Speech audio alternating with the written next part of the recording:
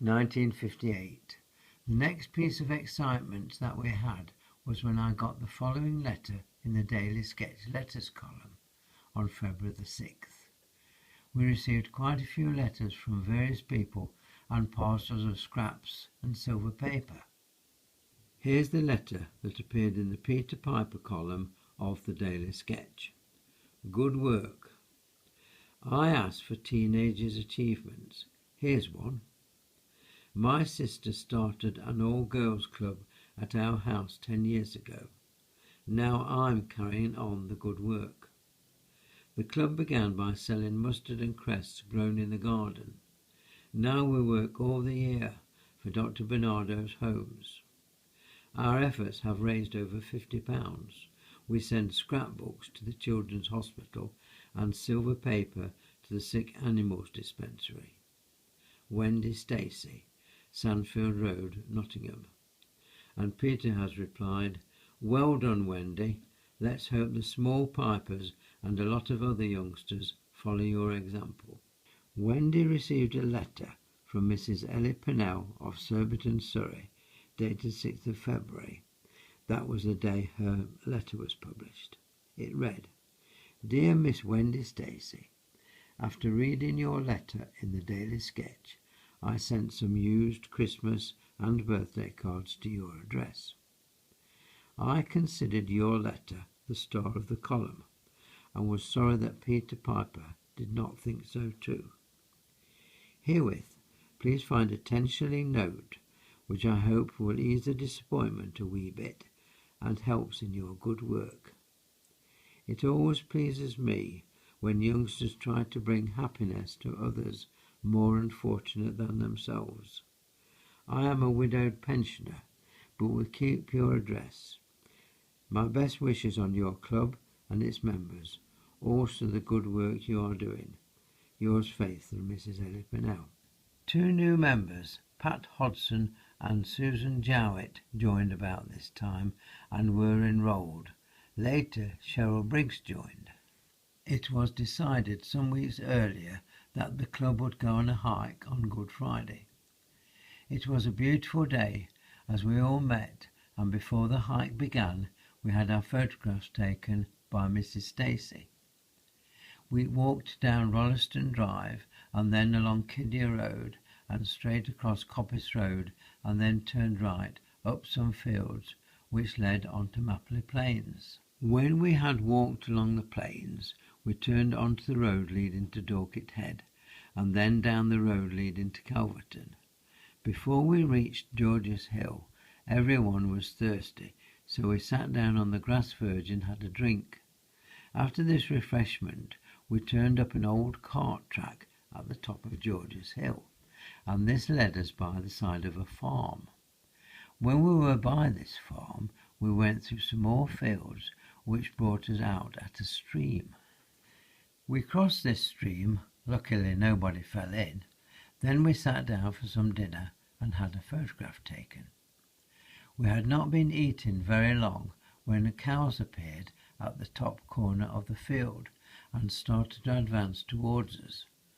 Wendy, not liking cows very much, quickly gathered up her belongings and fled into the next field, and the rest of us followed. We managed to get safely away from the animals and then sat down and finished our dinner in peace.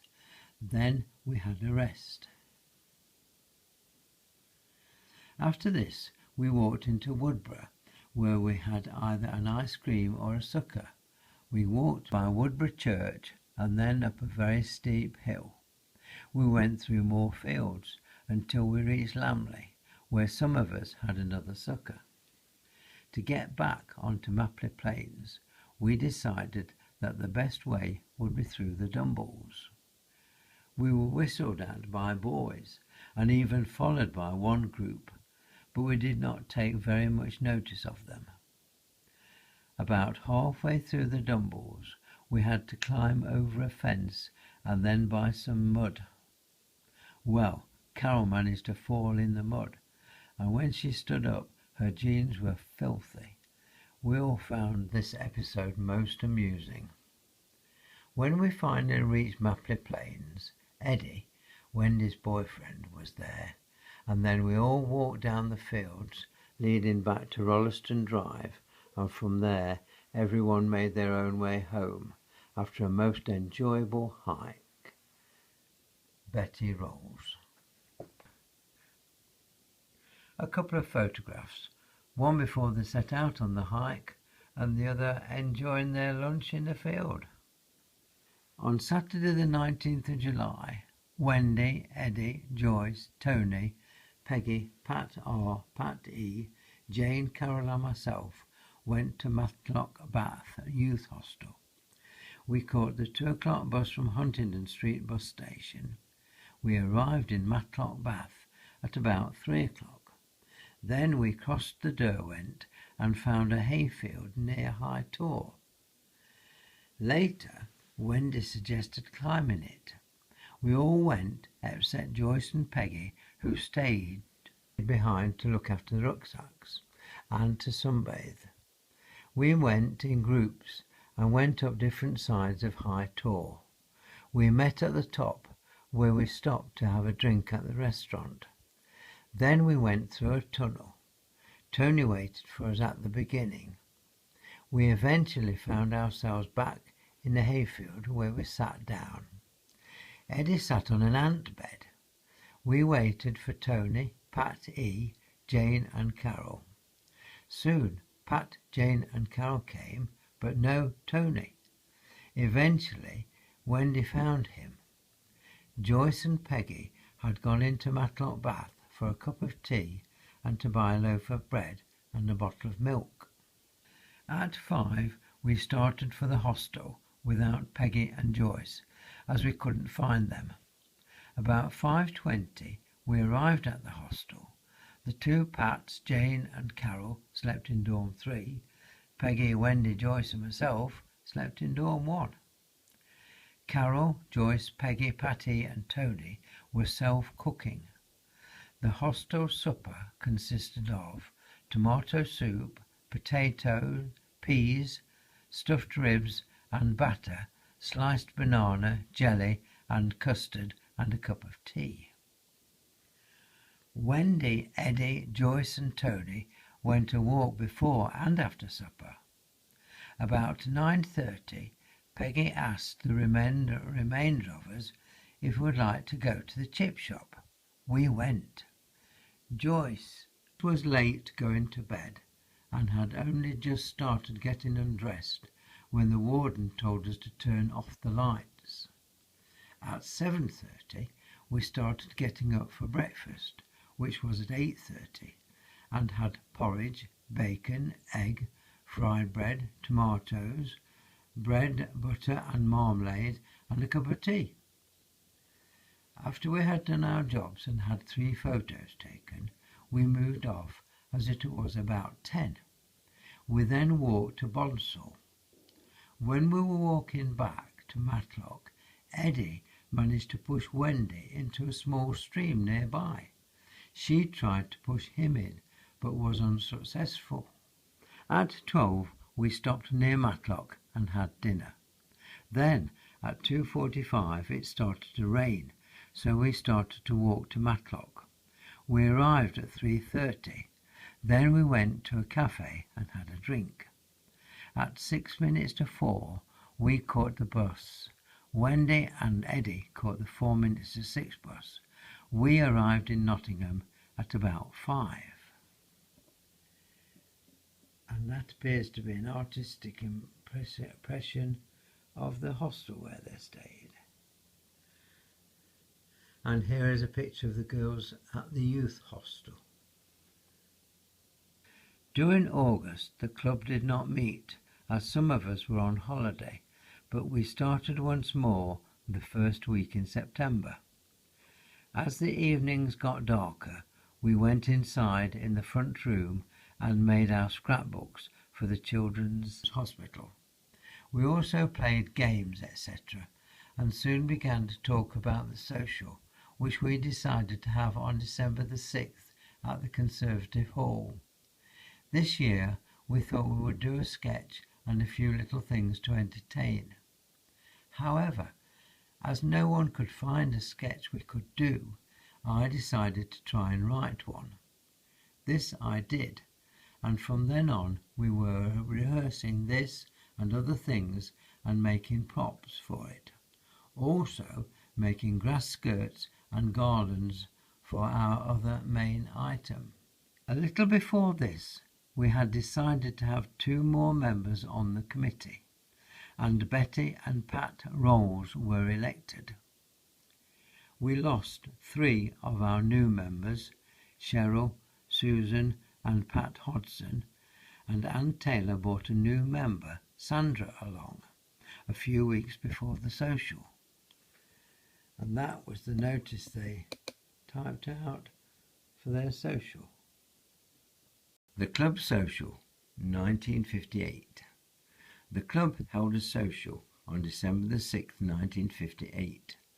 On Saturday, we went down to practice at the Conservative Hall, Arnold, for the evening performance. First of all, before we could practice, we had to clear away tables and chairs which were left by the decorators. But this didn't take long. We practiced a sketch which was called In a Psychiatrist's Surgery. Also, the hula hula scene, songs and other things. We also prepared the sale of work, ready for the evening. Slowly but surely the evening came on. People began to turn up, either buying a 1 shilling and 6pence ticket or showing us the one they had already bought. We started the evening with a waltz, then a game. While this was going on, Pat and Mavis Rolls were selling raffle tickets, 3pence each. The scene in a psychiatrist's surgery came next, which was very good. We all thought that Peggy Lowton would forget her words, as she didn't know them very well. This was followed by games and dances. Then we had the hula hula scene. Betty Shaw acted the only man on the island, while we others were native girls. This was followed by refreshments, which everybody was ready for. They included tea, squash, cake, sandwiches, cobs and biscuits. Ann Taylor then played Forgotten Dreams on the piano, followed by Anne and myself singing Santa Natale. It was now well into the evening, so we had a game of Pass the Parcel. One of the forfeits happened to be Dance a Tango with Mr. Stacy, but he did it very well for a change.